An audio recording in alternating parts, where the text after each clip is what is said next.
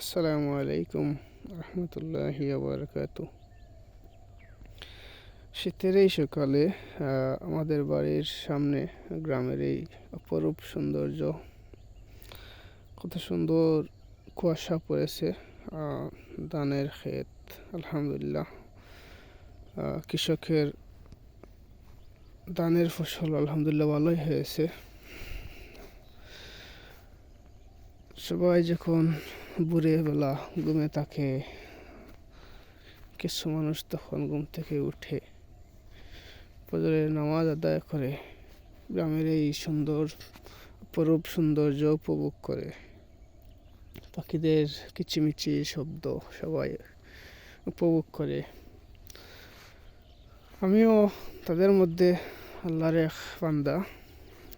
আল্লাহর হুকুম হয়েছে, সকালে ঘুম থেকে উঠতে পেরেছি, ফজরের নামাজ আদায় করতে পেরেছি, আলহামদুলিল্লাহ। আর এখন এই যে গ্রামের অপরূপ সৌন্দর্য উপভোগ করতেছি, পাখিদের কিচিমিচি শব্দ উপভোগ করতেছি, আলহামদুলিল্লাহ। এটা আমাদের সৌভাগ্য, আমরা গ্রামে বাস করি, দেখতে পারতেছি গ্রামের অপরূপ সৌন্দর্য। শহরে মানুষ যারা বাস করতেছেন তারা এই সৌন্দর্য পাচ্ছেন না। তারা এই সৌন্দর্য উপভোগ করতে হলে গ্রামে চলে আসতে হবে।